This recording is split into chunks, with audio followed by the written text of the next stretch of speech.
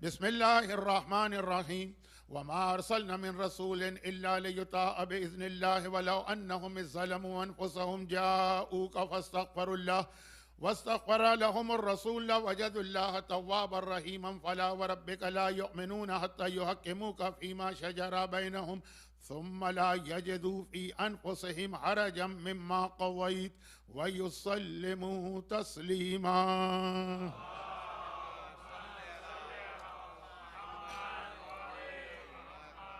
1448 हिजरा 2026 के अय्याम अज़ा की वो मजालिस हैं जो वफ़ात रसूल खुदा और शहादत इमाम हसन मुश्तबा के हवाले से हैं। तो हमारा मौजू कम अज़ कम पहली दो मजालिस में तो यही होना था, लेकिन चूँकि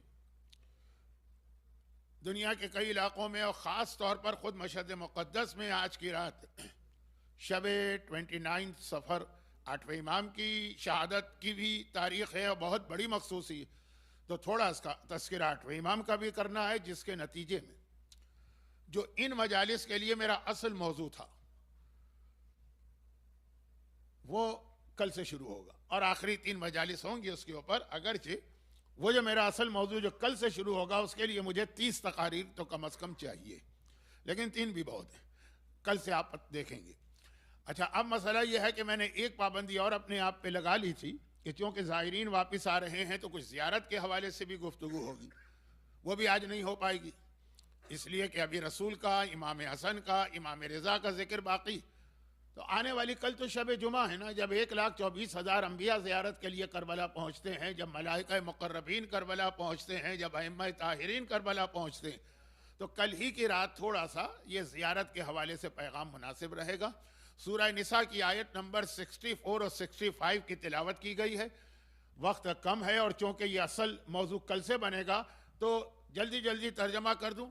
हमने किसी रसूल को इस दुनिया में नहीं भेजा मगर सिर्फ एक काम के लिए कि लोग उसकी इताअत करें, और फिर अगर ये गलती कर जाएं और गुनाह कर जाएं और तेरे पास आके अपनी गलती को माने और तू इनके हक़ में दुआ करे, तब अल्लाह को ये तव्वाब भी पाएंगे और रहम करने वाला भी पाएंगे। लेकिन तेरे रब की कसम ये मोमिन नहीं है, ये जो आ रहे हैं ये मोमिन नहीं है, तेरे रब की कसम, जब तक कि अपनी ज़िंदगी के हर मामले में तेरे फैसले को युसल्लिमु तस्लीमा सर झुका के खुशी से कबूल ना करें। यह आयत का तर्जमा है और इसमें 1-2 लफ्ज़ ऐसे हैं कि जिनका तर्जुमा मैंने बहुत शॉर्ट कर दिया है, लेकिन इंशाअल्लाह कल से बात शुरू होगी। कल से बात शुरू नहीं होगी, कल ज़ियारत के हवाले से बस थोड़ी सी बात होगी और फिर तो मेरा असल मौजू। लेकिन एक बात ये याद दिला दूं कि मेरा एक तरीक़ाकार रहा है जिसकी वजह से बाज़ औक़ात कुछ मशहूर वाक़यात को भी रिपीट करना पड़ता है, और वो ये है कि जिस इमाम मासूम की मखसूसी की तारीख़ हो उनका थोड़ा ज़िक्र तो ज़रूरी है। मैं तो पूरा ज़िक्र करता हूँ, लेकिन कम अज़ कम 1-2 वाक़यात उनके बयान किए जाएँ, ये मुनासिब महसूस होता है। लेकिन जब चौथे इमाम के बाद किसी मासूम इमाम की विलादत या शहादत की तारीख़ हो चौथे के बाद, तो मैं कम अज़ कम 3 या 4 जुमलों में सही उस इमाम मासूम की माँ का जिक्र भी करता हूँ, इसलिए कि हर एक को अपनी माँ से एक अकीदत होती है, एक मोहब्बत होती है, एक अटैचमेंट होता है, होना भी चाहिए।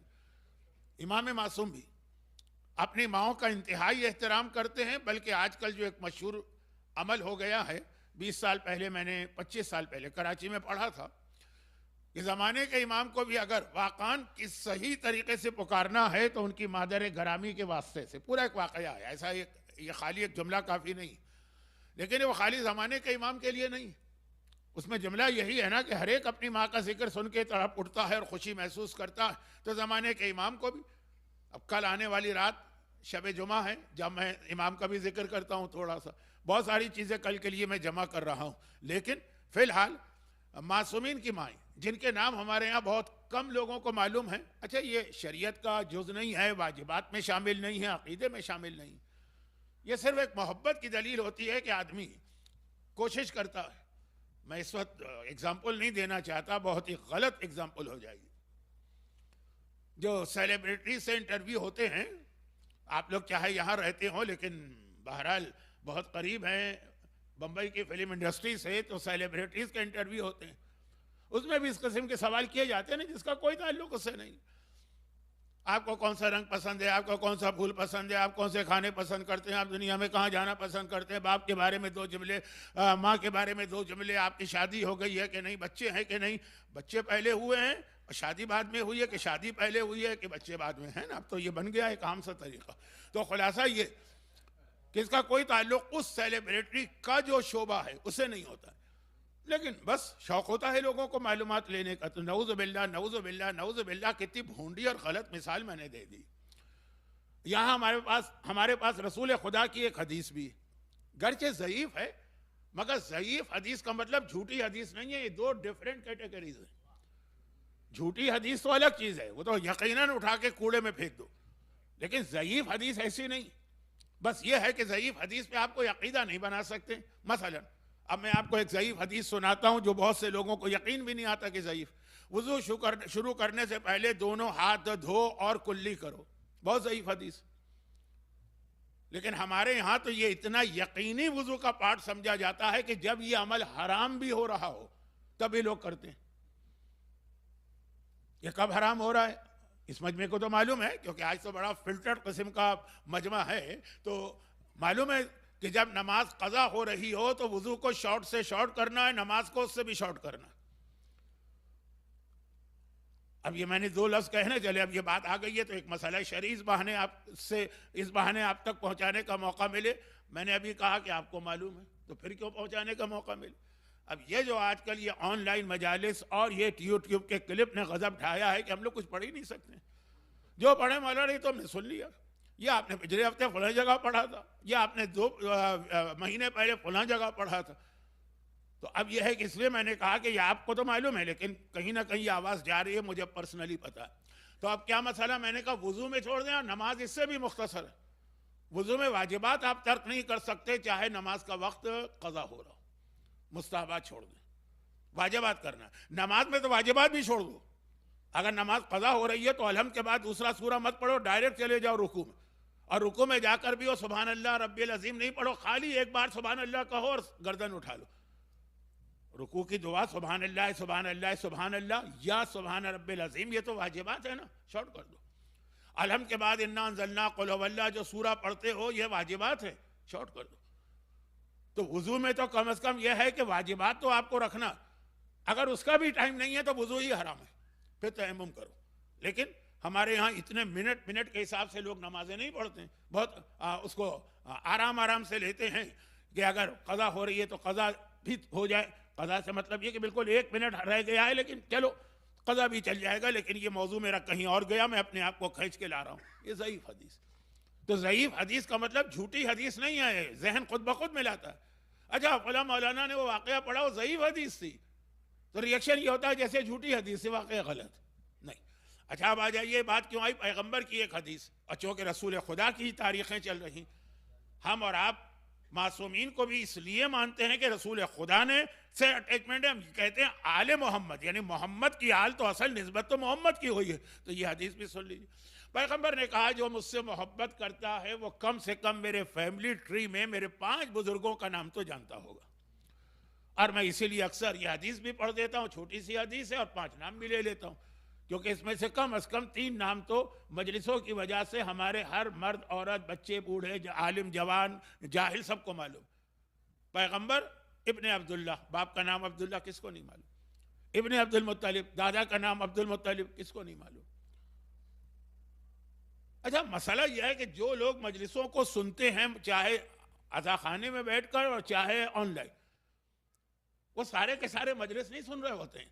उनमें बहुत से लोग इसलिए सुन रहे होते हैं कि कोई गलत लफ्ज मौलाना की जबान से निकला वहीं हमने उनका शिकार किया। वो क्या 303 बोर की राइफल या हिरन की शिकारी तो यहाँ आते हैं शेर की शिकारी। तो अब यह है कि अब्दुल मुत्तलिब, मुझे भी पता है कि ये नाम नहीं है, उनका नाम शैबा है, मुझे भी मालूम, लेकिन पकड़ने वाले पकड़ेंगे। जबकि हर एक को पता है कि इस्लामी माशरे में अब्दुल मुत्तलिब भी मशहूर है, उसका वाकया भी मुझे मालूम है, वो वाकया में पढ़ता भी हूँ कि ये नाम क्यों पढ़ा, और उसकी वजह भी बताता हूँ। देखिए बात से बात निकल रही है, मजमा कहेगा कि हम आज इतनी कम तादाद में आए, मौलाना ने हम ही को ज़बा कर दिया, तो जल्दी जल्दी आप बात को आगे बढ़ाऊँ। यह रसूल का जिक्र चल रहा है, मोहम्मद इब्ने अब्दुल्ला इब्ने अब्दुल मुत्तलिब इब्ने हाशिम, यहाँ जनाब हाशिम तक तो हर मोमिन यकीन के साथ कह सकता हूँ ये 4 नाम तो जानता, 3 नाम बुजुर्गों के, एक पैगंबर, उसके बाद अब्द मनाफ और उसके बाद कुसई, ये 5 नाम। 2 नाम याद करना है, वो भी जो लोग मक्के की जियारत करते हैं वहाँ अब्द मनाफ का नाम भी याद हो जाता है, उनकी भी कब्र।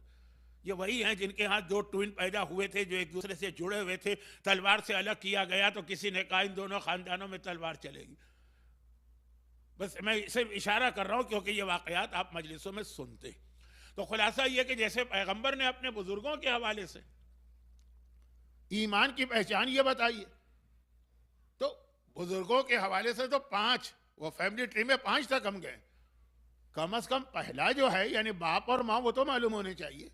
वाजिबात नहीं है, अकीदा नहीं है, कोई ना मालूम करे तो गुनाहगार नहीं है, लेकिन मोहब्बत का तकाजा। तो अब उसमें मासूम के बाप, वो तो हर एक को नाम मालूम है। 14 मासूमीन किस बच्चे को नहीं पता? अल्लाह एक, पंजतन 5, इमाम 12, मासूम 14, माए। वो भी मैंने कहा चौथे इमाम तक तो मशहूर है, इसके बाद जरा सा जिक्र कम होता, बल्कि खाली नाम भी नहीं पता होता, वाकयात तो छोड़े। तो अगर ये जुमला जो मैं अभी पढ़ रहा हूँ ये आप कल रात पढ़ेंगे, अमल आज हो रहा है, क्योंकि हर चीज कल रात पे नहीं टाली जा सकती। अशहदु अन्नका कुन्त नूरन फिल अस्लाबि शामिखा वल अरहामिल मुतहहरा, मौला मैं गवाही देता हूं कि आप वो नूर हैं कि हमेशा असलाब शामिखा, बुलंद बाप की पुछ से गुजरे हैं और पाकीज़ा माओ के रहम से गुजरे, पूरा सिलसिला। और वो पाकीज़ा माएँ कौन सी? जनाब आमिना रसूल खुदा की वालिदा। 17 रबीउल अव्वल के जश्न में जनाब आमिना को मैं बहुत तफसील से डिस्कस करता हूँ। जनाब फातिमा बिन्त असद मौलाए कायनात की वालिदा, इनके भी वाकयात कुछ ना कुछ पढ़े जाते हैं हमारे यहाँ। इसके बाद फिर शहजादी कौनैन के वालिदा जनाब खदीजा। अल्हम्दुलिल्लाह जनाब खदीजा का जिक्र भी हमारे यहाँ होता और अच्छा खासा होता। ये 3 नाम तो होगा। इसके बाद फिर खुद हसनैन की मादर गरामी शहजादी कौनैन, वहां तो बयान करने की जरूरत ही नहीं। इसके बाद चौथे इमाम के वालिदा शहर बानो, वो भी लोगों को मालूम भी है और उनके वाकयात भी पढ़े जाते हैं। यहां तक तो सिलसिला चलता। फिर आता है सिलसिला जहां मैंने कहा तस्करा कम हो गया, 5वें इमाम की वालिदा। अच्छा, उनके भी 1-2 वाकयात हैं चौथे इमाम के हवाले से, खुद उनके वाकयात नहीं, चौथे इमाम के हवाले से। तो कुछ लोगों को मालूम है, कुछ को मालूम नहीं कि वो इमाम हसन की बेटी थी और उनका नाम अपनी दादी के नाम पे फातिमा था। 5वें इमाम की वालिदा। 5वें इमाम के बाप और माँ, 5वें इमाम के बाप की तरफ से सिलसिला इमाम हुसैन से मिला, माँ के जरिए से सिलसिला इमाम हसन से मिला।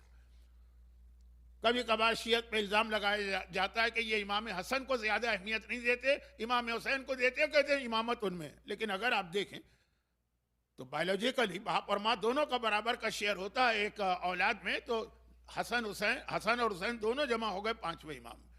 वहां पे मरजल बहरैन है, ये 2 अलग अलग दरियाए नूर जमा हुए। यहां तक तो फिर भी जिक्र हो जाता है क्योंकि इन्हीं का वो वाकया कि बच्चा कुएं में गिर गया, बच्चा को खुद 5वें इमाम और चौथे इमाम नमाज पढ़ते रहे, ये सुनते हैं तो थोड़ा जिक्र हो जाता।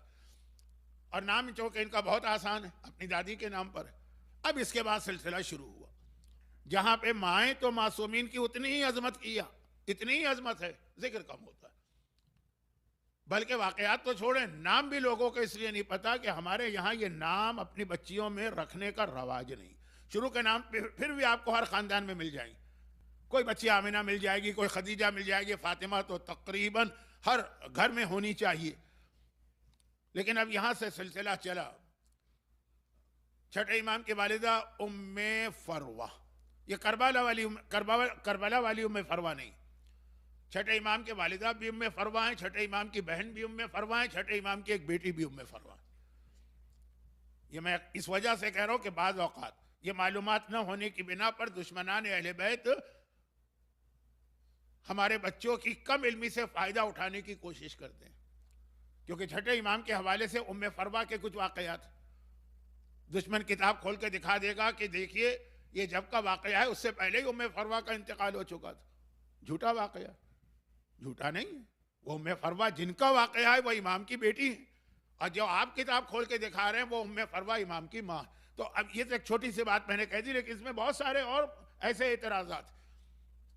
अभी पिछले साल ही एक एतराज़ का बहुत पाकिस्तान में जिक्र हुआ यूट्यूब के ऊपर कि जी ये शिया हजरात चौथे इमाम की एक हदीस नकल करते हैं कि मेरे बाबा के रोज़े पे जाओ और गुंबद के नीचे जो दुआ मांगो वो कबूल है।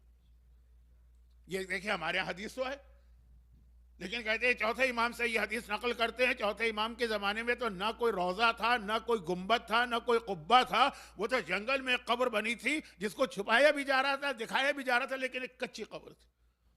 और हिस्ट्री से प्रूफ करते हैं कि रोज़े पे पहली बिल्डिंग कम बनी। कहा जब कुब्बा ही नहीं है तो हदीस कहाँ से आ गई? चकरा गए लोग। हाँ भाई देखिए हमारे भी जिनका अकीदा बहुत मजबूत है कि पहाड़ हिल जाए वो ना हिले, वो तो ठीक है, लेकिन जो जरा ज्यादा रिसर्च के वाले बच्चे हैं ना हमारे, बात तो सही है। ये हदीस चौथे इमाम के नाम से इसका मतलब झूठी हदीस। आज हम करबला जाते हैं, जियारत के लिए जाते हैं, अल्लाह आपको बार बार ले जाए। इतनी बरकतें हैं इस जियारत से, इतनी बरकतें हैं इस जियारत से। दुनियावी फायदे भी मिलते हैं, आखिरत के भी फायदे मिलते हैं। एक जुमला मुझे कहने की जरूरत नहीं है, लेकिन कह रहा हूं कि आप में से तकरीबन हर एक का अपना भी तजुर्बा होगा कि नामुमकिन काम जो है आका हुसैन के रोजे पे मुमकिन हो जाते हैं। एक दुआ वहां पे मांगी आपने। हम और आप तो क्या हैसियत रखते हैं? 10वें इमाम रावी से कह रहे हैं जा रहे हो करबला, मेरे हक में दुआ करना। और आपको मालूम है कि जब रावी वहां पहुंच के दुआ करने लगा, अब ये शब जुमा का मौजू था, कुछ बातें आज आ गई। रावी जब वहां पहुंच के दुआ करने लगा, उसके दोस्त ने रोक दिया, ये क्या गजब कर रहे हो? तो ही नहीं इमाम, क्यों क्या किया? मैं दुआ कर रहा हूं। भाई 10वें इमाम और आका हुसैन में वैसे क्या फर्क है? एक ही नूर के टुकड़े। तुम 10वें इमाम के लिए दुआ करोगे? अब वो चकरा गया। जब 10वें इमाम ने मुझसे ये ख्वाहिश जाहिर की थी दुआ करना, उस वक्त मैंने तवज्जो नहीं दी थी। हो सकता है मुझसे जुमला समझने में गलती हो गई। ये अक्सर ऐसा होता है कि किसी ने कुछ कहा, तवज्जो नहीं थी तो आप कुछ का कुछ समझे।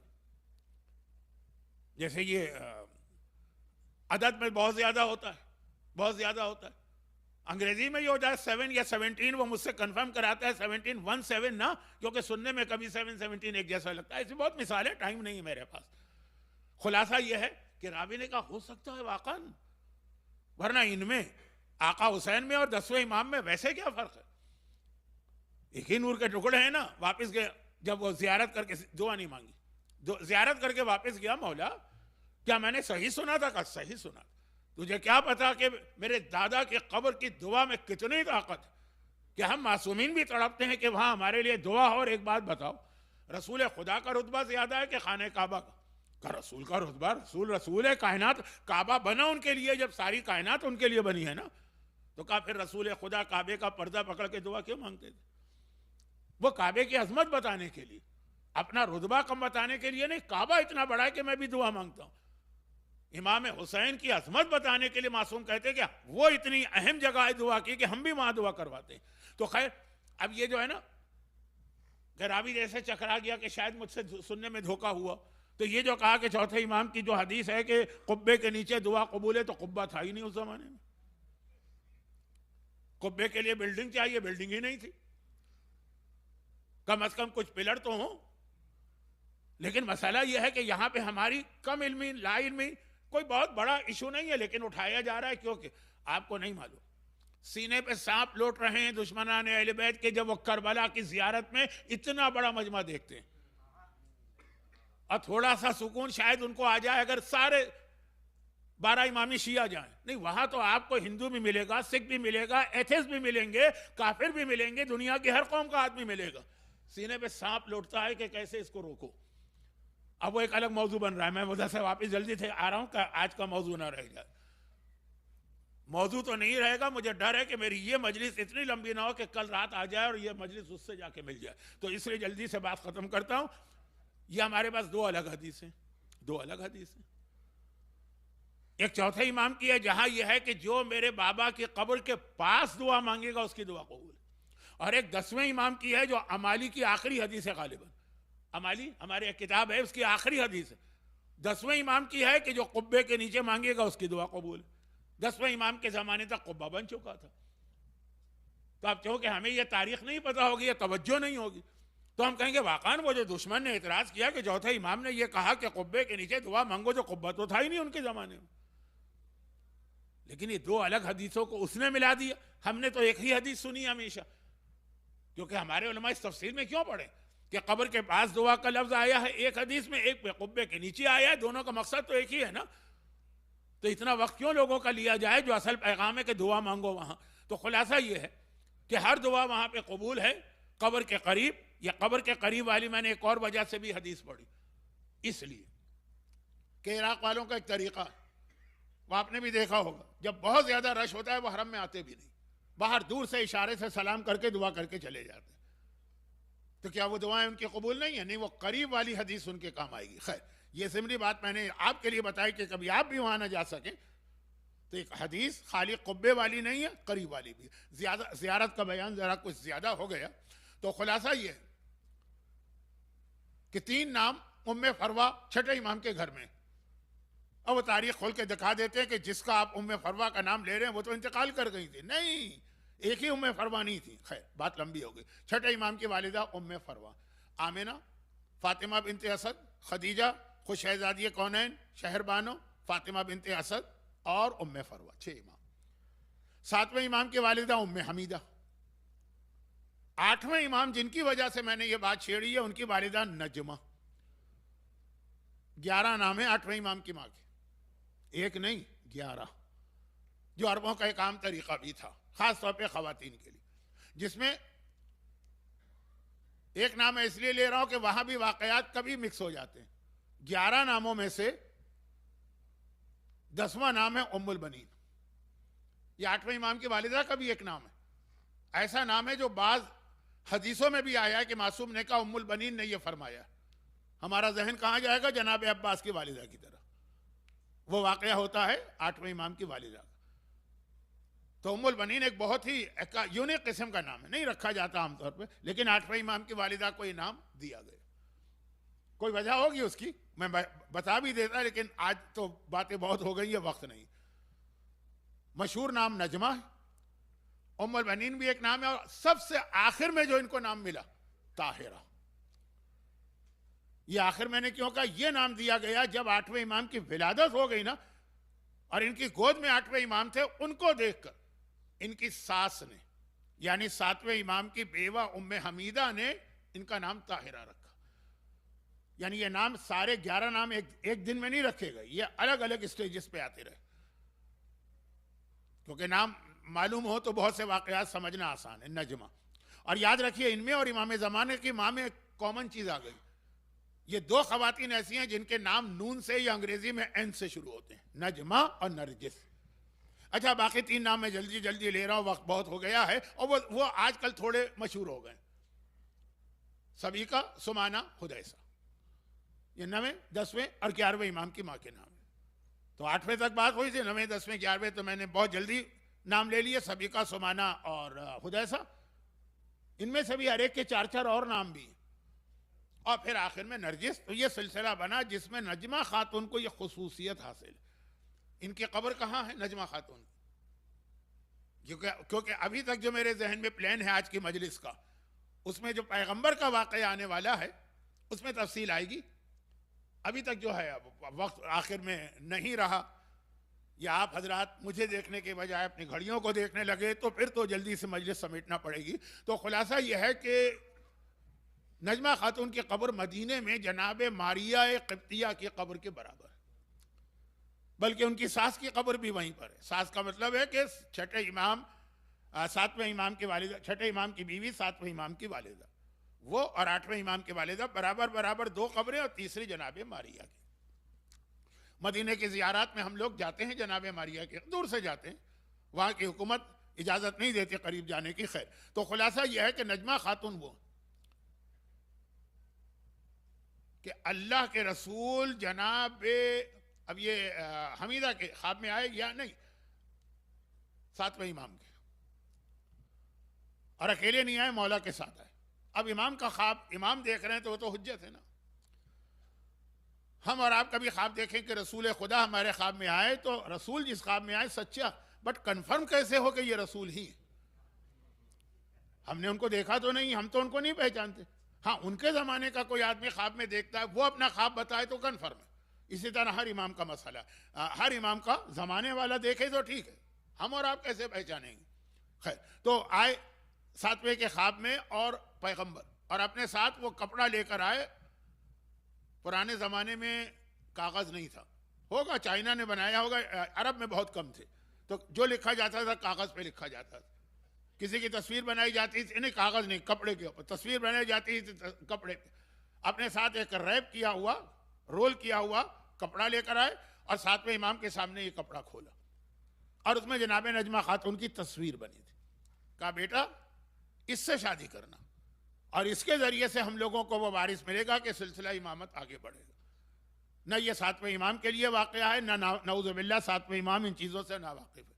इस वाक़ये के ज़रिए कि अगले दिन सुबह जब सातवें इमाम ने ये ख्वाब अपने घर वालों को सुनाया तो पता चला कि ये जो खातून है ऑलरेडी जनाब हमीदा के घर में बहैसियत कनीज़ आ चुकी, पहचान लिया गया फ़ौरन, वो सारा उसकी एकदम उनकी अजमत बढ़ गई।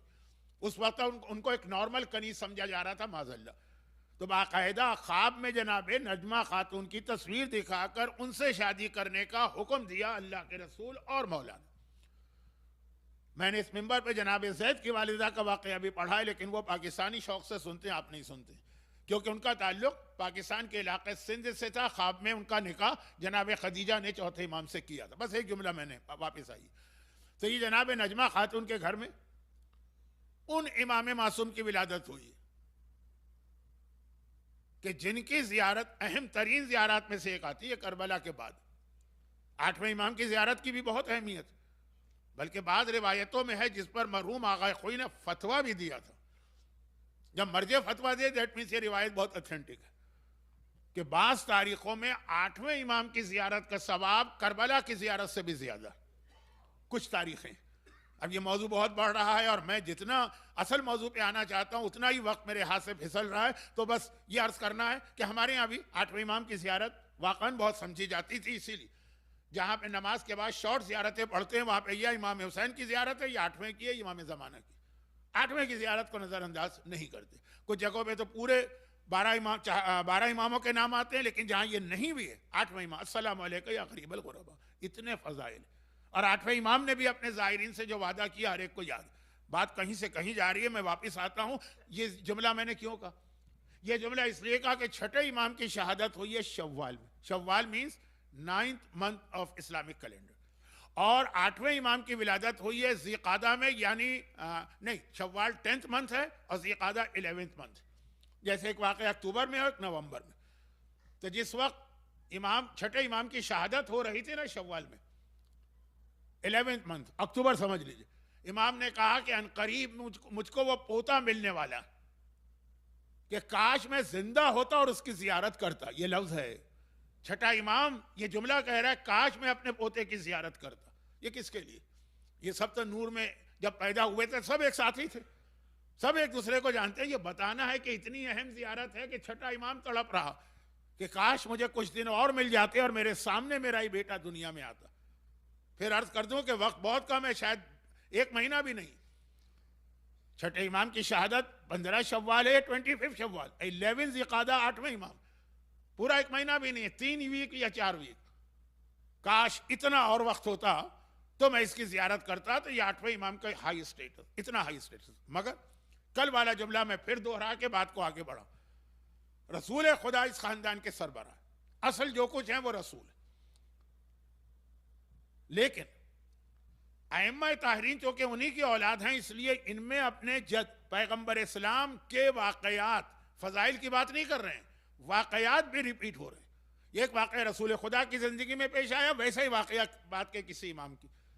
तो कल मैंने कहा था कि सबसे ज्यादा हमें सिमिलर सीरतें वाकयात वो मिलते हैं या रसूल खुदा के और इमाम हसन, इन दो। इमाम हसन के इल्म से रसूल खुदा के इल्म का अंदाजा हो रहा है। खिज़र कह रहे हैं कि या आपसे मुतमईन जाता हूं या इनसे मुतमईन जा रहा हूं। इमाम हसन की शजाअत और बहादुरी के जरिए से रसूल खुदा की बहादुरी का अंदाजा हो रहा कि मौला ने कह दिया तू मेरा बेटा है, अगर तू पीछे रह गया कोई ताज्जुब नहीं है, तो रसूल का बेटा। और फिर खाली वाकयात ही नहीं, दुश्मनों ने भी जो एतराज किए दोनों पर एक जैसे की। अब जब इल्म की बात आ रही है ना, तो एक आखिरी छोटा सा वाकया पढ़ दूं और उसके बाद थोड़ा सा मेरा दिल मुतमईन हो कि मैंने इमाम हसन का हक अदा किया। एक अलग वाकया, जो मेरा अपना मौजू चल रहा है उसकी एक दो बातें रह गई हैं, रसूल और इमाम हसन, मगर एक वाकया इससे हटकर। जब मौलाए कायनात के खिलाफ हाकिम शाम मुआविया ने आलम बगावत बुलंद किया और तमाम अहले सुन्नत उलमा का इत्तेफाक है कि वो गलत था, क्योंकि हजरत अली को खलीफा राशिद सब मानते, जो खलीफा राशिद से टकराए वो गलती पर है। ये तो बहुत ही जिन्होंने आसान करके कहा गलती पर, वरना जिनको हजरत अम्मार यासिर की शहादत याद है उनकी आंखें खुल गई थी। पैगंबर ने कहा था अम्मार एक बागी गुरोह तुझे कत्ल करेगा, और अम्मार शहीद हुए जंग सिफीन में मुआविया के लश्कर के हाथों। खैर, अब जब ये इख्तलाफात चल रहे हैं, मैं चूंकि वक्त कम है ना इसलिए अल्फाज को बहुत डाइल्यूट करके बयान कर रहा हूं, मैं डिटेल में नहीं जाना चाहता, लेकिन ये तो सब मानते हैं ना कि मुआविया ने कभी भी हजरत अली की खिलाफत को तस्लीम नहीं किया, उनका गवर्नर है, लेकिन आलम बगावत। अब जब ये झगड़े चल रहे हैं तो इस्लामी सरहद जो बॉर्डर था वो किससे मिलता था?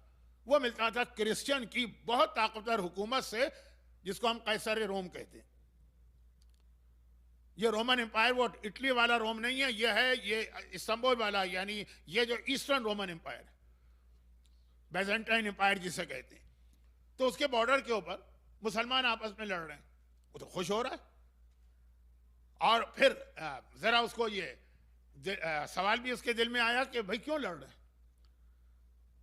ये आपस में क्यों लड़ रहे हैं? मुसलमानों में तो इत्तेहाद होना चाहिए, क्योंकि रसूल खुदा इस दुनिया में आए तो कुरान करीम ने क्या कहा?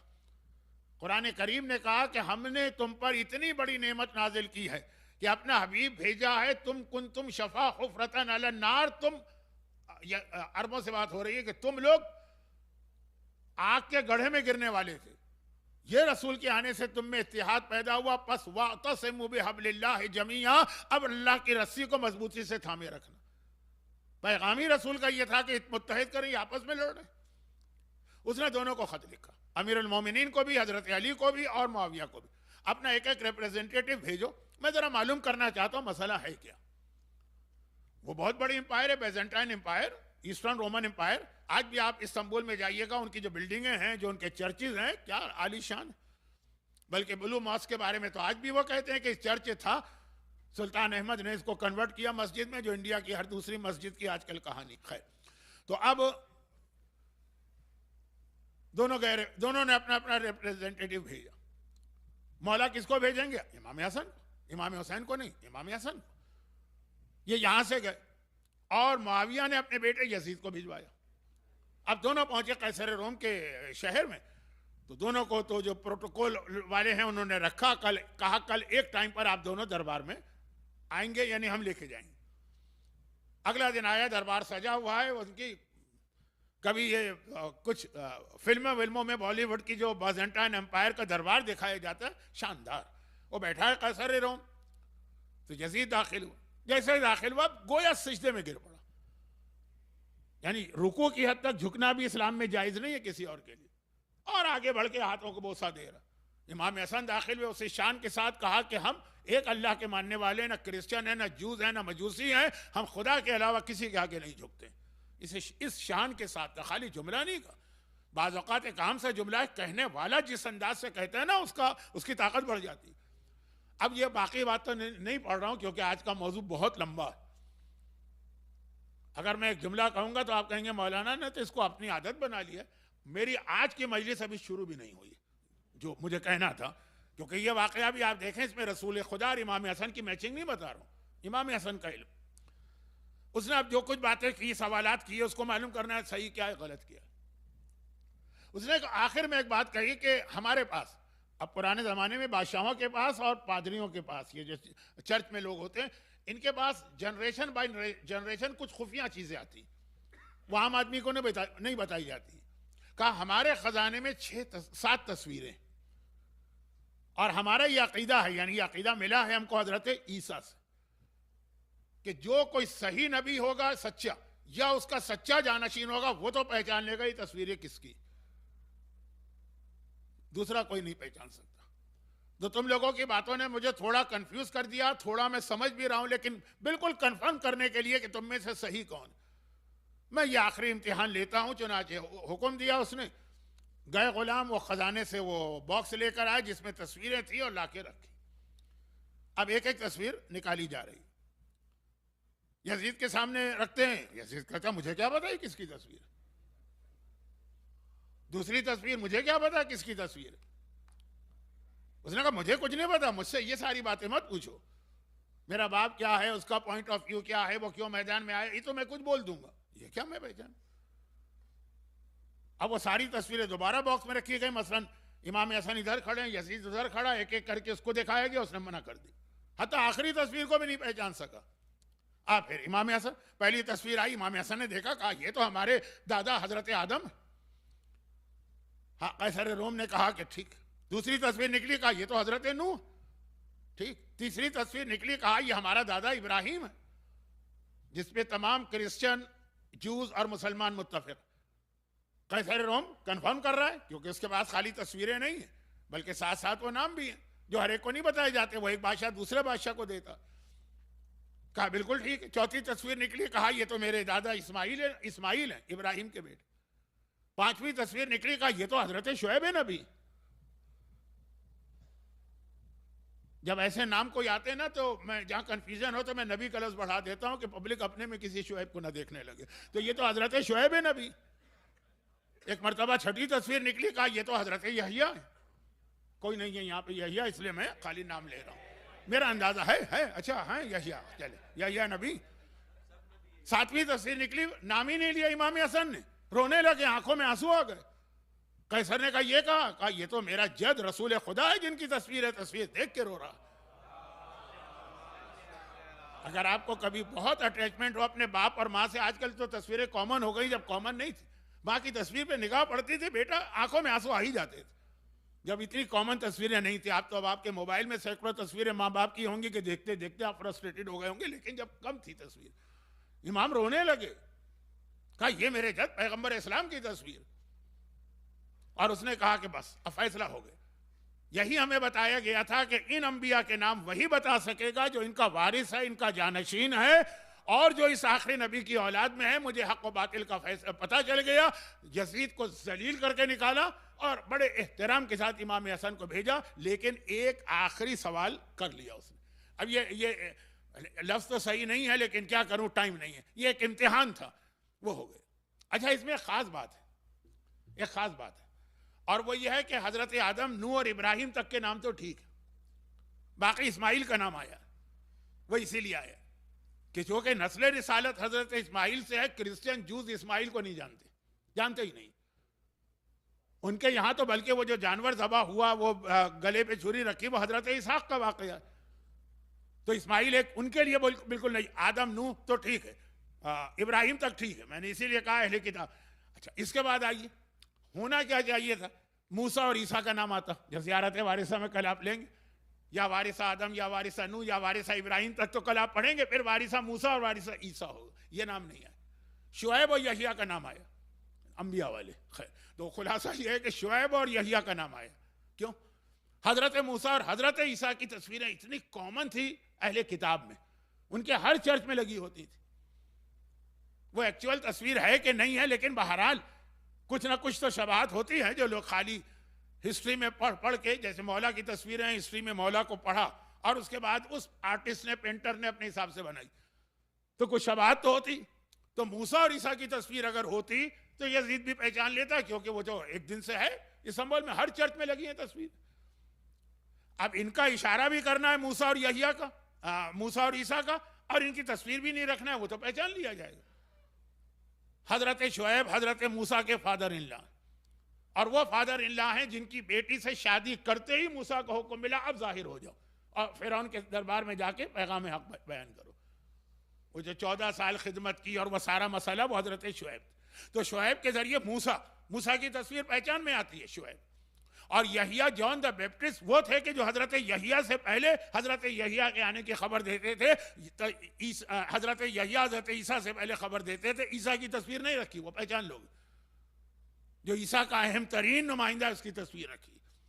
तो ये बाज़ लोगों ने मुझसे सवाल किया जब मैंने ये वाकया पढ़ा कि अहम नबी को छोड़कर नऊज़ु बिल्लाह कोई नबी गैर अहम नहीं है, लेकिन कम फेमस है और स्टेटस में भी कम है।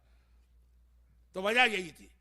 बाकी अंबिया का चर्चिज में ना आदम की तस्वीर होती है, ना नूह की, ना इब्राहिम की, ना इस्माइल की। और ताज्जुब की बात यह कि यजीद पैगंबर इस्लाम कोई भी ना पहचान सका। ठीक है, बाद में पैदा हुआ, लेकिन घर में कुछ तस्करा होता अगर एक ही जनरेशन पहले की बात है। इसको रोकिए अब बात को। अब जाने लगे तो कहा कैसर रोम ने कि एक सवाल और मेरे पास है। अब मुझे पता चल गया हक क्या है बातिल क्या है, लेकिन एक सवाल और। फिर वो एक सवाल किया। ये सवाल 2 दफा किया गया। एक बार कैसर रोम के दरबार में और एक बार मौला के जमाने में उनके लश्कर में कोई आया था कि मैं आया हूं मुल्क शाम से, और मौला ने पकड़ लिया कि तेरा सवाल नहीं है किसी और का। कहा कि हाँ, कैसर रोम ने यह सवाल मुआविया से पूछा, उसके पास जवाब नहीं था, उसने मेरे जरिए से पूछवाया। तो यानी रोम वालों के पास ये सवाल बड़ा इंपॉर्टेंट था। उस वक्त भी मुआविया के जरिए पूछवाया, इस वक्त यजीद दरबार में आए पूछवा रहे। बहुत मशहूर सवाल है, इसके जवाब में एक आध फर्क है, लेकिन बहरहाल अब वक्त नहीं है कि मैं तफसील में जाऊं, जल्दी से बात को आगे बढ़ाऊं। मशहूर रिवायत है, पढ़ ही देता हूं रिवायत है जल्दी जल्दी। वो कौन से 7 जानदार हैं जो बगैर बाप और बगैर माँ के पैदा हुए? याद कीजिए, हदीस आ गई आपके जहन में। तो एक दफा मौला से पूछा गया था सिफ़ीन के मैदान में, सिफ़ीन में 2 लश्कर आमने सामने, ये अली है वो मुआविया है, वहां से एक आदमी आया, मेरा एक सवाल। वो सवाल तो जरा लंबा था, जिसमें ये भी था, और वो था ना कि हक और बातिल में क्या फासला है, ज़मीन और आसमान में कितना डिस्टेंस है, मशरिक़ और मगरिब में कितना डिस्टेंस है, सख्त तरीन चीज़ दुनिया में क्या है, और 7 जानवर। 15 रमज़ान को उलमा वो वाक़या पढ़ते हैं। आज तो वो जो यजीद और इमाम हसन एक वक्त में गए, इसलिए ये वाक़या आ गए। फिर कहा 7 जानवर। यजीद से पूछा ही नहीं उसने, इम्तिहान में फेल हो चुका है, वो थोड़ी बैठेगा दूसरे इम्तिहान में, ज़रूरत भी नहीं थी। हाँ, इमाम हसन का जवाब याद है आपको। कहा कि 7 जानदार हैं, पहले आदम है, न बाप था न माँ, दूसरी हव्वा, न हव्वा का कोई बाप था न हव्वा की कोई माँ। बल्कि हव्वा के साथ तो एक फायदा और भी है जो हमारी औरतों को नहीं मिला है, हव्वा की कोई सास भी नहीं थी, तो वो सास बहू का झगड़ा भी उनके यहाँ नहीं चलता था, है ना। हर बहू कंप्लेन करती है ना कि बड़ी जालिम सास मिली है, और कहती भी है पलट के कि कभी सास भी बहू थी, भाई आप भी तो कभी बहू। हव्वा इस प्रॉब्लम से सेफ थी। खैर, तो सवाल था बाप और माँ का, आदम हव्वा। तीसरा यह था कि वो जो कौवा आया था, जिसने काबिल को यह बताया था कि कोई किसी को मार दो तो उसको दफन कैसे करते हैं। पहला दुनिया का इंसान था जो मरा था, इससे पहले मौत ही नहीं हुई थी। आदम भी जिंदा थे, हव्वा भी जिंदा थी जब यह वाकया हुआ, तो पता ही नहीं था काबिल को क्या करना है। वाकया मशहूर है, कौवा अल्लाह ने भेजा, और ये कोई रिवायत नहीं है, ये सूरह निसा में पूरा वाकया कुरान ने बताया। फबअसल्लाहु गुराबा, गुराब अरबी में कहते हैं कौवे को। अल्लाह ने कौवा भेजा, और फिर उसार का ये भी अल्लाह ने भेजा, ये पैदा नहीं हुआ इस दुनिया के अंदर। और फिर चौथा वो जो हजरत इस्माइल के बदले में दुम्बा आया, और क्रिश्चियन कहते हैं हजरत इसहाक के बदले में। और पांचवा हजरत साले की वो ऊँटनी।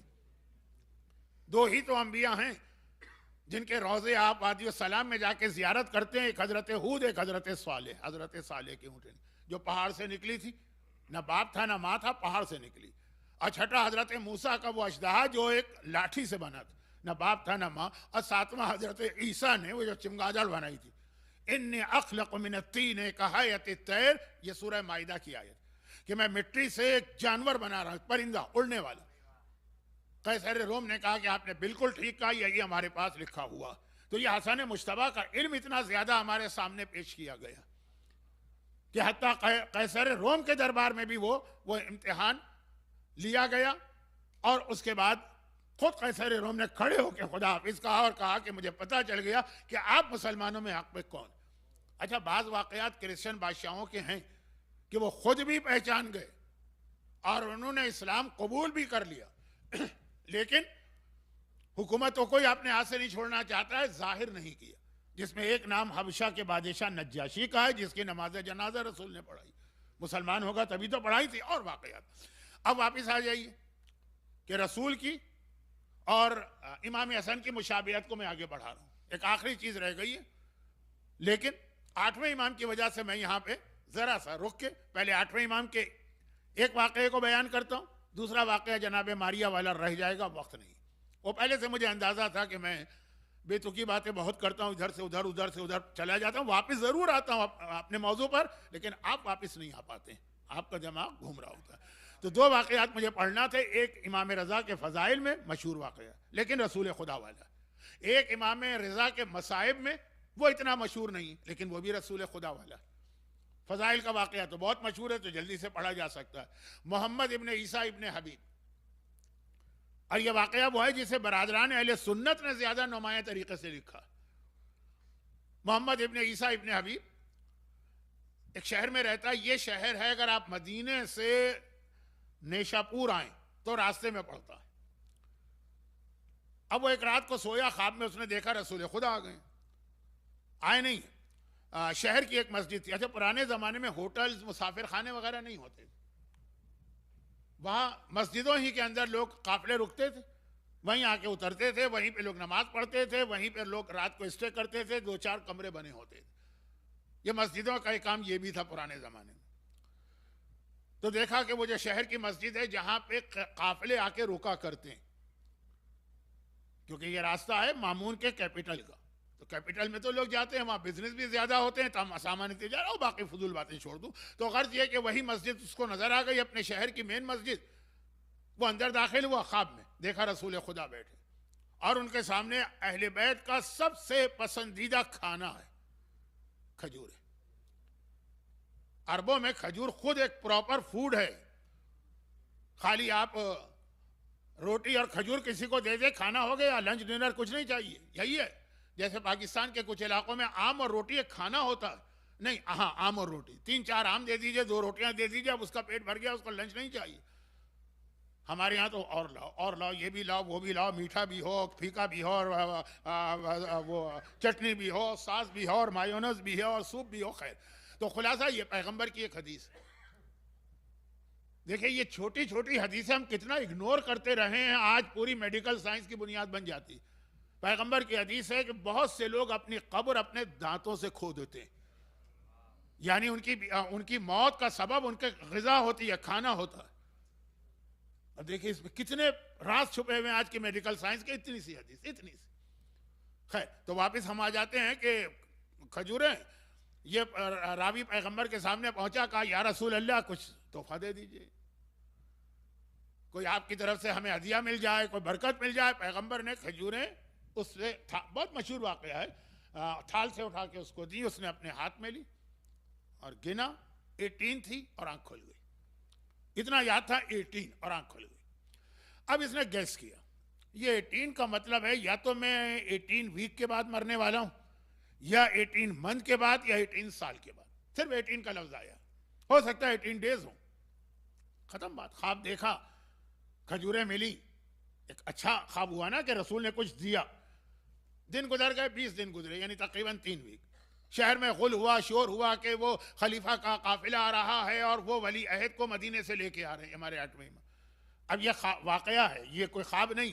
सारा शहर दौड़ के जा रहा है, तो ये भी गया, मस्जिद में पहुंचा, देखा जहां ख्वाब में रसूल खुदा बैठे थे वहीं पे इमाम रिजा बैठे, ठीक उसी जगह के ऊपर। और जैसे ख्वाब में रसूल के सामने एक थाल था, वैसे इमाम रिजा के सामने एक थाल। और जैसे ख्वाब में खजूरें थी, कौन सी खजूरें? अजवा बहुत मशहूर हो गई है, उसकी अहमियत होगी, ये सेहानी खजूर थी। सेहानी खजूर एक मोजिज़े वाली खजूर है, लेकिन उसके मोजिज़े की जानिब जाऊंगा तो आज का वक्त तो बिल्कुल निकल जाएगा।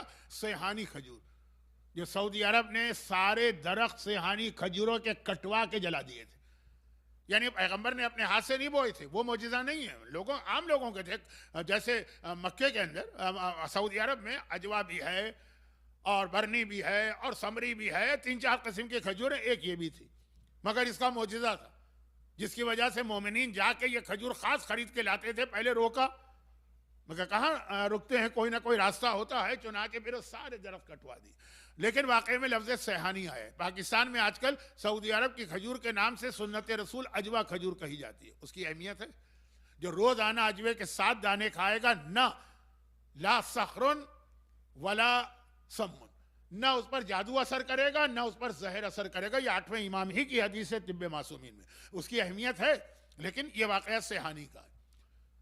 इमाम ने, इसने जाके कहा फर्जंद रसूल, ये ख्वाब नहीं देख रहा है, मुझे कुछ दे दीजिए। इमाम ने खजूरें दी, इसने गिनी 18 थी। फर्जंद रसूल, एक और दे दीजिए। कहा अगर मेरे जज ने तुम्हें एक और दे दी होती तो मैं भी एक और खजूर दे देता। रात का ख्वाब है, 20 दिन पहले, खाली इसने देखा है, किसी को नहीं बताया। शबात आई कि नहीं आई? जो इमाम ने किया, जो रसूल ने किया, वही इमाम ने किया। ये फजाइल का वाक़या है। मसाइब का भी यही वाक़या। अब मसाइब के वाक़े को पढ़ नहीं रहा हूँ, खाली इशारा कर रहा हूँ। मौका मिला तो किसी और मजलिस में पढ़ दूंगा, लेकिन फिलहाल, लेकिन शायद मशहूर भी। और वो ये है कि पैगंबर इस्लाम के यहाँ बुढ़ापे में एक बच्चा पैदा हुआ जिसका नाम इब्राहिम रखा गया, और उनकी माँ जो थी वो कहलाती थी उम्मे इब्राहिम, लेकिन असल नाम तो उनका मारिया था, पैगंबर की आखिरी बीवी। तो जरा से प्रॉब्लम घर में हो गए, डोमेस्टिक प्रॉब्लम। मारिया से औरतें खुश नहीं थी, क्योंकि और किसी की औलाद नहीं हुई, इनके यहाँ हुई। और जैसा मैंने पिछले साल या उससे पिछले साल पढ़ा था, ये वाक़या मुझे याद है, इसीलिए मैं शॉर्ट कर रहा हूं, तो कोई हर्ज नहीं कि अब जो जुमला मैं कह रहा हूं ना अच्छा नहीं लग रहा है। अपनी माँ के बारे में जुमले अच्छे नहीं लगते, लेकिन वाक़या समझाना जरूरी है। मारिया थी भी बड़ी खूबसूरत, बाकी जो अज़वाज जो थी उम्मे सलमा समेत, वो आम शक्ल की थी, मैं बुराई नहीं कर रहा हूं, लेकिन बहुत खूबसूरत। मिस्र से आई थी, क्लियोपेट्रा के मुल्क से, तो और ज्यादा प्रॉब्लम था।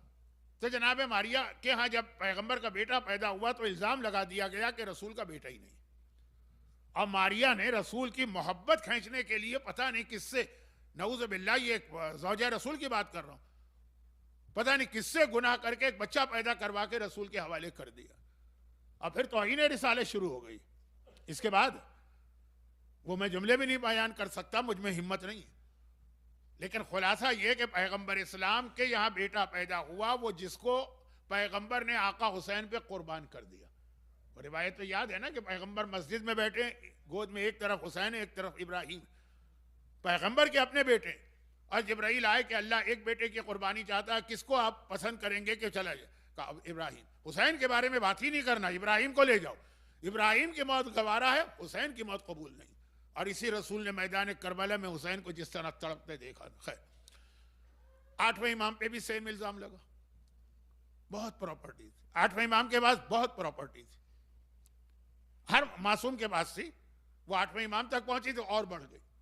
अगर आपके जहन में ये सवाल आ रहा है कि मासूमीन वो तो बड़ी सादा जिंदगी गुजारते थे, सादा जिंदगी गुजारने के दो तरीके, एक जो मौला ने नहजुल बलागा के आखिर में कहा वो नहीं है तरीका।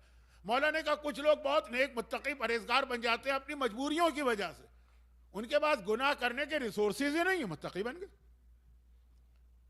भाई अगर पाकिस्तान में या इंडिया की बात तो नहीं कहता, वहां पाकिस्तान में मसलन कोई आदमी शराब से बचा हुआ है तो इसलिए कि वहां शराब है ही नहीं, बहुत है तो बहुत छुप कर।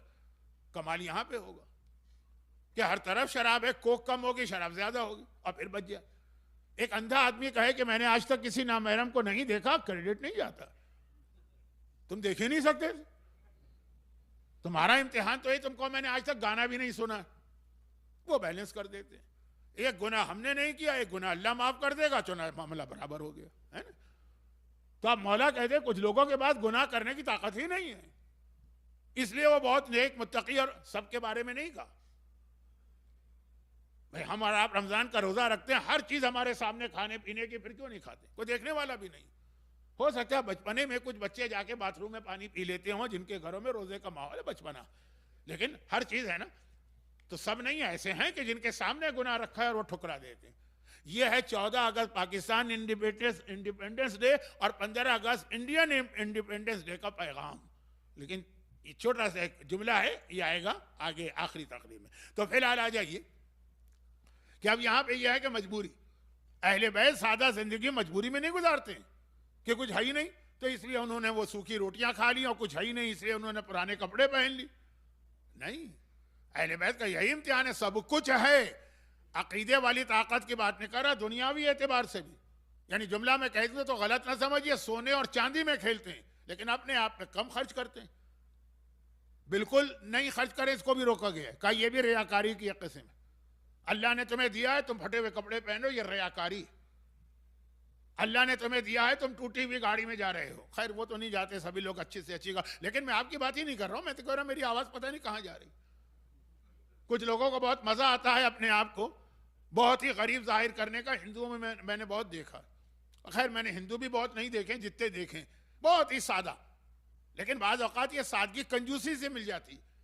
तो कहा कि या कंजूसी है या रियाकारी, जो एक आम स्टैंडर्ड है माशरे का उससे नीचे न जाओ। और वो सूर्य की आयत है ये जो कल मैंने पढ़ी थी, वाला सौफ योती का रब का फतरजा, हबीब मैं तुम्हें इतना दूंगा तुम राजी हो जाओगे। तो आखिर में कहा वह अम्मा बेनेमत रब्बे का हदीस, जब मैं दूंगा तो अपने रब की नेमतों को लोगों के सामने जाहिर करो।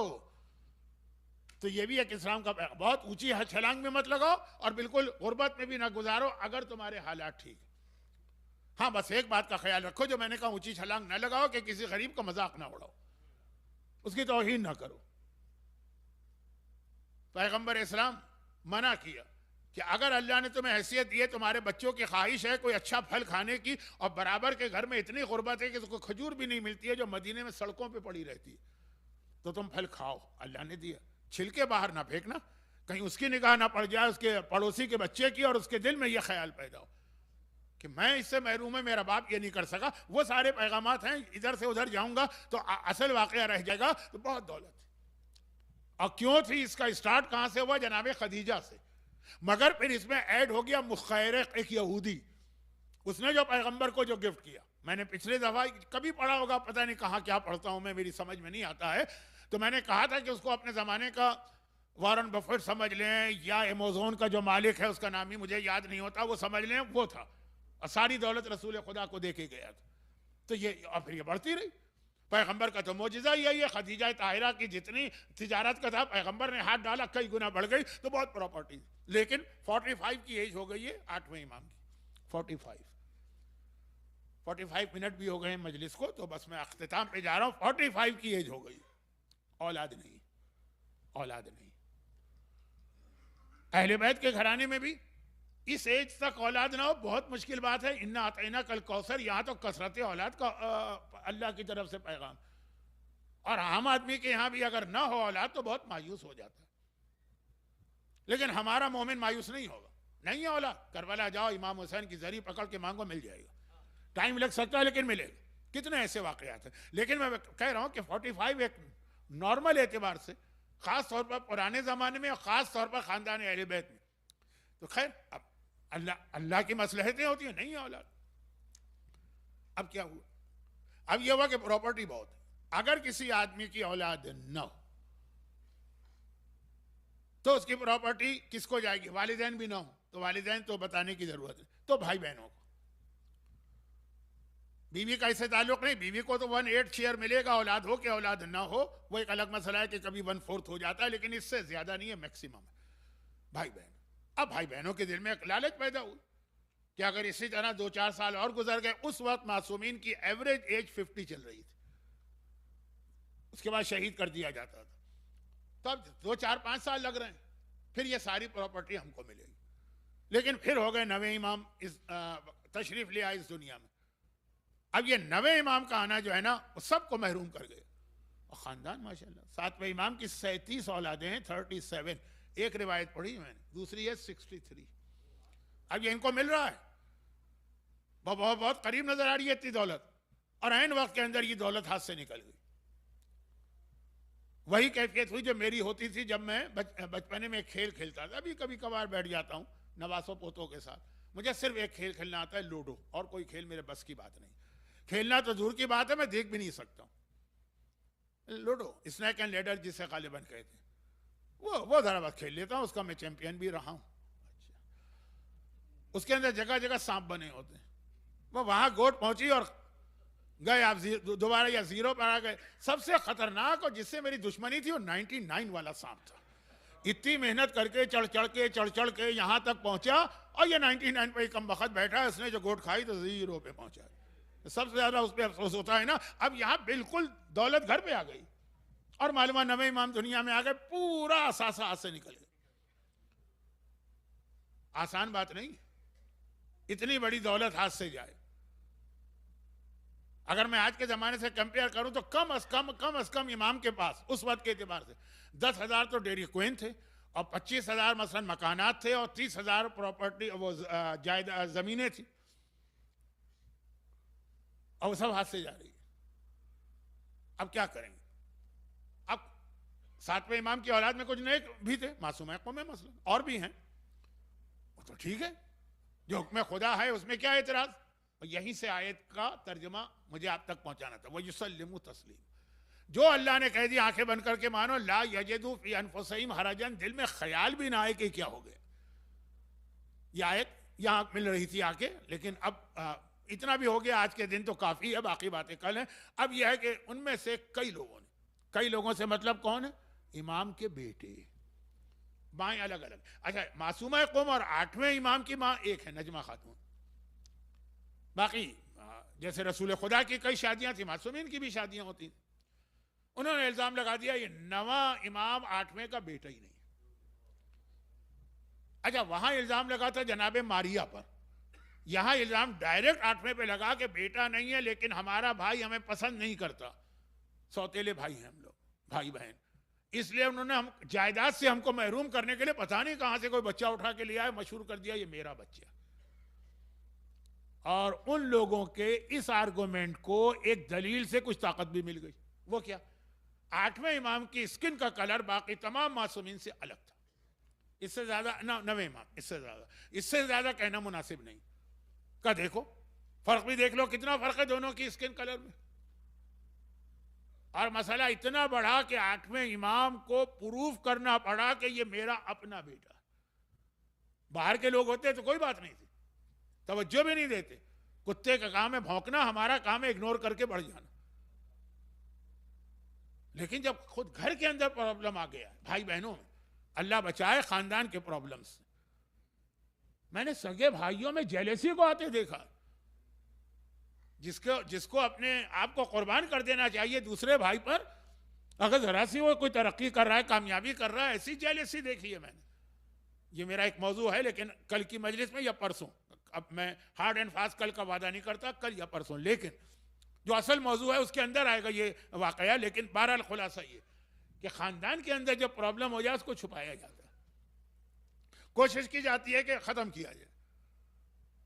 तो अब 8वें इमाम ने इस मौके पे एक इम्तिहान दिया। उस जमाने में जो भी डीएनए टेस्ट का तरीका था, एक था, और उसके अंदर फिर साबित हुआ ये इन्हीं का बेटा है। लेकिन जब इमाम जा रहे थे, जैसे मसला हमको डीएनए टेस्ट कराना पड़े और हम जा रहे हैं, तो इमाम ने कहा आज मेरा वो इम्तिहान लिया जा रहा है जो मेरे जद रसूल खुदा का लिया जा चुका है। बिल्कुल देखिए, मुसीबतें, तोहमत, इल्जाम, औलाद को औलाद मानने से इनकार, हर एक के अपने वेस्टेड इंटरेस्ट है। का ये रसूल खुदा का इम्तिहान हुआ या ये इम्तिहान मेरा हुआ। और किसी इमाम मासूम पे कभी ये इल्जाम नहीं लगा कि औलाद इनकी नहीं है, इन्होंने अपने नाम से मशहूर कर दी।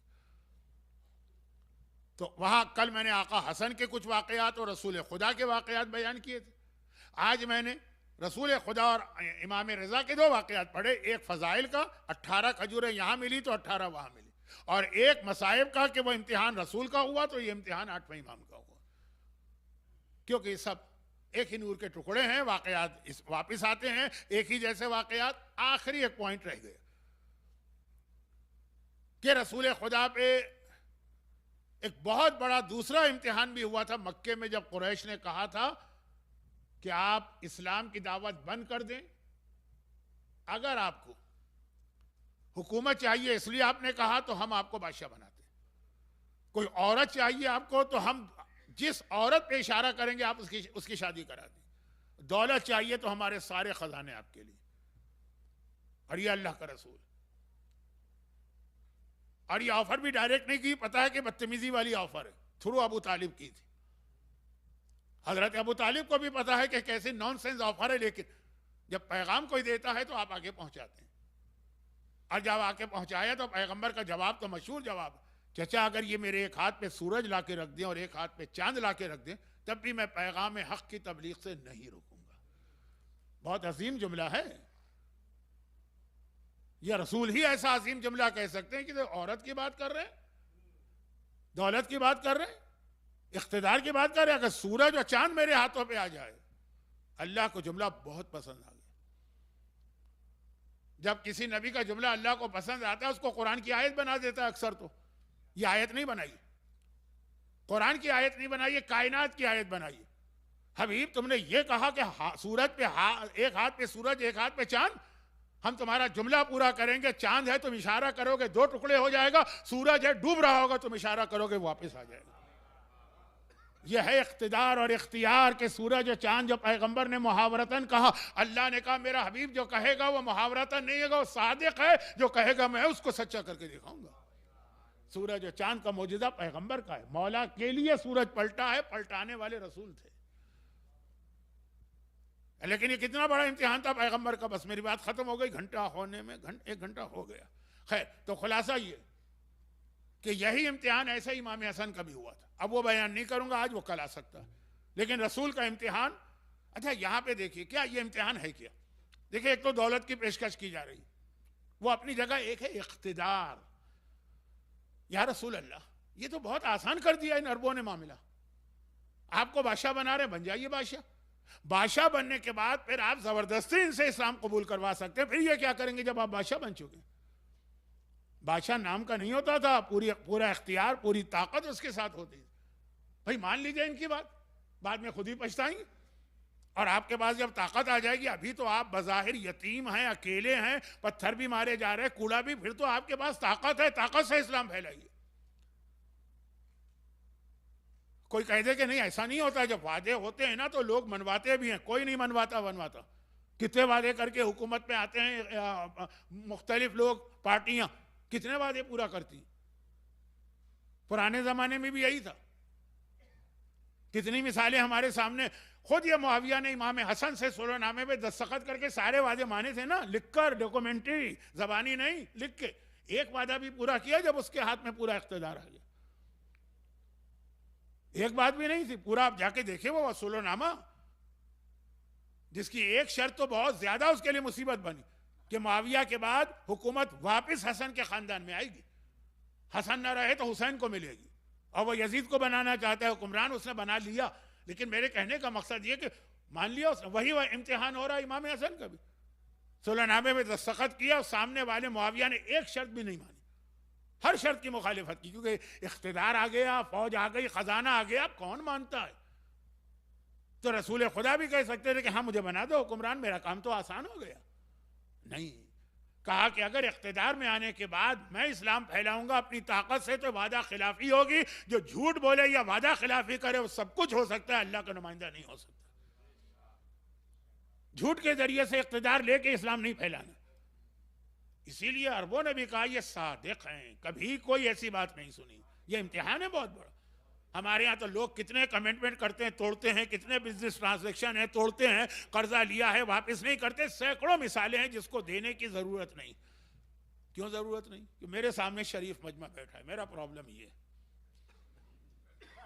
जरा कुछ टेढ़ा मेढ़ा मजमा होता ना तो मैं तो खुल के पढ़ता। अब मैं क्या शराब के बारे में पढ़ूं, यहाँ तो नमाज ऐशा पढ़ने वाले लोग बैठे।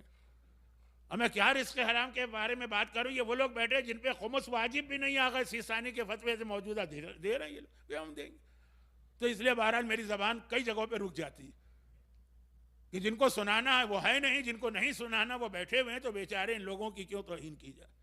ये मेरा आपके बारे में हुस्न ज़ान है। खैर, तो खुलासा ये कि पैगंबर के किरदार की अजमत को देखिए और अल्लाह के पैगंबर का कितना ख्याल।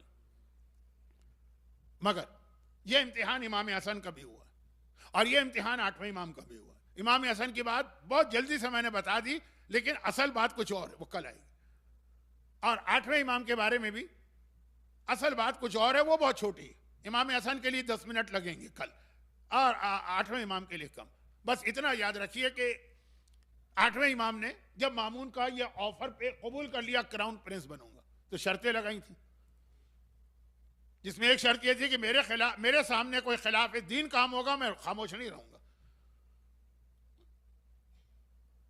एक कसाई था, आलिम का एहतराम करता था। वो आलिम उसके महल्ले में रहते थे, तो वो उनके लिए, उनकी बिल्ली के लिए जो बचा हुआ गोश्त होता है, जिसको उर्दू में छींचड़ा कहते हैं, पता नहीं अंग्रेजी में क्या कहते होंगे, तो वो जो छींचड़ा जो गोश्त की सफाई में गिर जाता है जिसको फेंकते हैं, वो उनको दे दिया करता था। आपकी बिल्ली है तो चलें, ये मेरी तरफ से जा रहा है। एक बार उन्होंने देखा, मुल्ला अहमद निराकी जैसे अजीम मर्जे ने ये वाक़या अपनी किताब में लिखा है, वाक़े में रेफरेंस की ज़रूरत नहीं है। एक दफ़ा देखा कि वो बिजनेस में गुनाह कर रहा है। दो ही गुनाह होते हैं इन लोगों के जो कसाई होते हैं, या कम तोलते हैं और या कि ख़राब क्वालिटी का गोश्त देते हैं। अच्छा, मैं अमेरिका की बात नहीं कर रहा हूँ, लेकिन मैं कह रहा हूँ कि जब आप जिस मुल्कों से आए वो हमारे यहाँ यही है, हर चीज़ में तो फ्रॉड होता है। तो अब खुलासा यह है कि आलिम ने देखा, उनकी आंखों के सामने दोनों उसने गुनाह किए, सर झुका के घर चले गए। हर दौर में उलमा पर एतराज करने वाले, टोंटिंग करने वाले, मजाक उड़ाने वाले तो रहते हैं, एक मर्तबा जब लोगों ने देखा हम कोई गुनाह करते फौरन टोक देते ये हराम हो रहा है। अब ये कसाई चौके इनकी बिल्ली के लिए रोजाना गोश्त देता है ना, तो कैसा सर झुका के चलेगा, एक लफ्ज नहीं बोले। 5 मिनट के बाद वापस आए और जो कहना था कहा। कसाई को आ गया गुस्सा, मैं फेवर करता हूं, आपकी बिल्ली के लिए गोश्त देता हूं और आपने भरे बाजार में मुझे जलील कर दिया, आज से गोश्त बंद। उन्होंने कहा मैं पहले घर इसलिए गया था, पहले मैंने बिल्ली को घर से बाहर निकाला कि निकल जा मेरे घर से, जब तक तू मेरे घर में रहेगी मैं हक बात नहीं कह पाऊंगा। पहले उसको बाहर निकाला, फिर आके मैंने इस वक्त पैगाम हक दिया है ना। तो ये जो लोगों का इंटरेस्ट हो जाता है, जिसकी वजह से वो बड़े बड़े वादे करके कंप्रोमाइज कर लेते हैं। 8वें इमाम से ने वादा लिया था मामून से, उसको जरूरत ठिकाना नहीं है। फर्जंद रसूल आप तो वैसे ही मेरे बुजुर्ग हैं, सैयद भी हैं, बुजुर्ग भी हैं, आलिम भी हैं, औलाद रसूल भी हैं, और आपसे मेरा वादा। लेकिन इमाम ने टोकना चाहिए, उसने कहा वादा कर लो। जब इनको ये मजे आ जाएंगे हुकूमत के ना, मकान और गाड़ी और नौकर और ये, तो फिर कुछ नहीं बोलेंगे। लेकिन इमाम ने बोला, भरे दरबार में बोला। उसने कहा ये तो मेरे लिए एक मसला हो गया, मैंने इनको मिलाया था ताकि इनके जरिए मेरी हुकूमत मजबूत हो जाए, सादात मेरे साथ हो जाए, ये तो भरे दरबार में मेरे सामने वो बात कह रहे हैं। चुनाचे फिर आज की तारीख आ गई। अब बर्दाश्त नहीं 8वें इमाम, एक वाकया हो, 2 वाकये हो, 3 वाकये हो, गुलामों तक के सामने इमाम टोक देते हैं कि जो तू अपने गुलाम से वुजू करा रहा है ये गलत करा रहा है, या अल्लाह की इबादत में शरीक कर रहा है जो हराम। मेरे नौकरों के सामने मुझे टोका जा रहा है। गुलाम, मैं जिस मकसद के लिए आया था ये तो उल्टा हो गया, बजाय मेरा फेवर करने के लिए क्या मेरे लिए तो एक बर्डन और लाइबिलिटी बन गए। अब क्या करें, वापिस तो नहीं भेज सकता है, क्योंकि लाया बड़े ऐलान से थे, पूरी इस्लामी दुनिया ने सुना। एक ही तरीका था, आज की रात इमाम को बुलाया, ये कह के बुलाया कि फसल का नया मेवा आया है, नया फ्रूट, यानी अंगूर की फसल अभी अभी आई।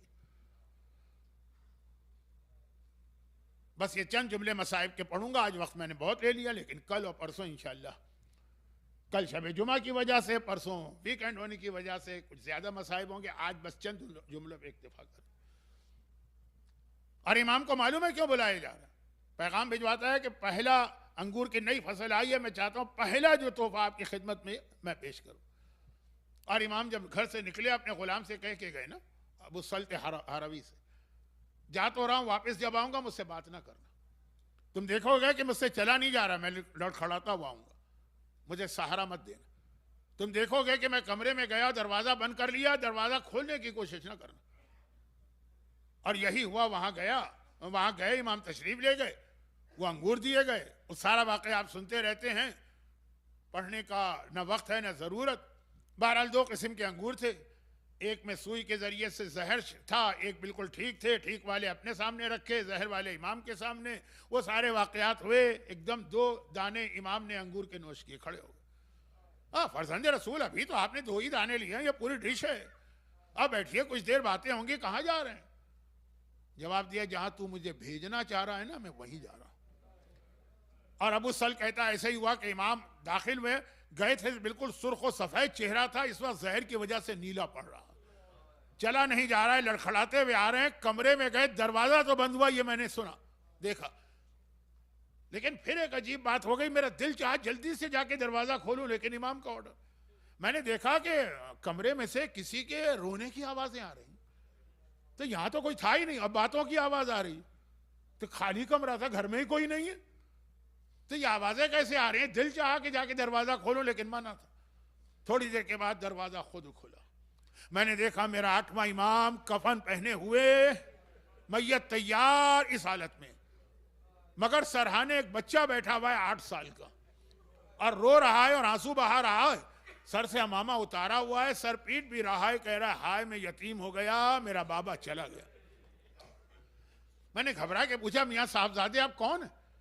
कहा अब मैं तेरा इस वक्त का इमाम हूं, ये मेरा बाबा है जिसे शहीद किया गया, तो मैं मदीने से अपने बाबा को गुस्लो कफन देने के लिए यहां पे आया।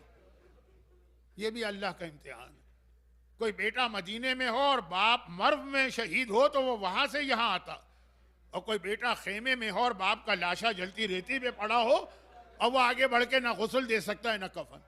लेकिन जो जुमले मुझे पढ़ के मसाइब खत्म करना है वो इसके बाद के, और वो ये है कि इमाम आज एक रिवायत के मुताबिक 9वां इमाम यतीम हुआ, आज आप 9वें इमाम को पुरसा दे रहे हैं, और नवे इमाम की उम्र सिर्फ 8 साल की थी जब उनका बाबा शहीद हुआ। लेकिन इस वक्त जो नवे इमाम ने कहा हाय मैं यतीम हो गया, ये आज नहीं कहा, आज तो रिपीट किया है। जब 2 साल पहले 8वें इमाम बड़े प्रोटोकॉल के साथ मदीने से चले थे, क्या शानदार काफिला था, शाही काफिला, मेहमान बना के बुलाया, महमिले भी हैं, कजावे भी हैं, पर्दे भी हैं, फौज भी है, पुलिस भी है, प्रोटोकॉल का पूरा डिपार्टमेंट है। और नवे इमाम ने कहा कि मैं मदीना छोड़ने से पहले नाना के कब्र पे जाके अलविदाई सलाम तो कर लूं। 8वें इमाम अलविदाई सलाम करके बाहर आए, बहुत शानदार काफिला। देखा कि नवा इमाम जमीन पे बैठा है, नवा इमाम सर से अमामा उतरा है, मिट्टी उठा के सर पे डाल रहा। 8वें ने कहा जाने पदर ये क्या कर रहा है? कहा बाबा जिस बच्चे को आज ही यकीन हो जाए कि अब वो यतीम होने जा रहा है, वो सर पे खाक ना डाले तो क्या करे। 2 साल के बाद आज की रात तो इमाम ने जुमला रिपीट किया है कि मैं यतीम हुआ हूं। 2 साल पहले ही जब ये काफिला मदीने से चला था फुल प्रोटोकॉल के साथ, उसी वक्त नवा इमाम कह रहा जिस बच्चे को यतीमी का यकीन हो जाए वो सर पे खाक ना डाले तो क्या करे। क्योंकि अहले बैत के यहाँ तो यही होता, यहाँ नवे इमाम को यतीमी का यकीन हुआ तो सर पे खाक डाली, और वहां सकीना को यतीमी का यकीन हुआ तो जुलजना की टांगों से लिपट गई। करबला में एक अजीब वक्त आया कि नहीं आया? हुसैन की वफादार सवारी, हुसैन के इशारों पे हरकत करने वाली, पहला 2 दफा करबला में यह सवारी हुक्म इमाम को नहीं मान रही है। जब 2 मुहर्रम को काफिला पहुंचा तो घोड़ा ठोकर खा के रुक गया। हुसैन बढ़ाना चाहते हैं, घोड़ा आगे नहीं बढ़ रहा। और 1 आशूरे के दिन हुसैन आखिरी रुखसत के बाद जुलजना पे सवार होकर जुलजना को चलाना चाहते हैं और जुलजना चलने को तैयार नहीं। और हुसैन ने एक ही जुमला कहा कि ऐ जुलजना मुझे पता है तू बहुत थका हुआ। मैदान करबला में सबसे ज्यादा थकावट और प्यास किसको थी? ये आका हुसैन को थी या जुलजना को थी? क्योंकि जितनी बार हुसैन मख्तल में गए जुलजना पे बैठ के गए, वो भी इतना ही प्यासा का ये आखिरी जहमत है, बस आखिरी बात, आखिरी दफा जा। और हम होते तो हम और आप क्या कहते?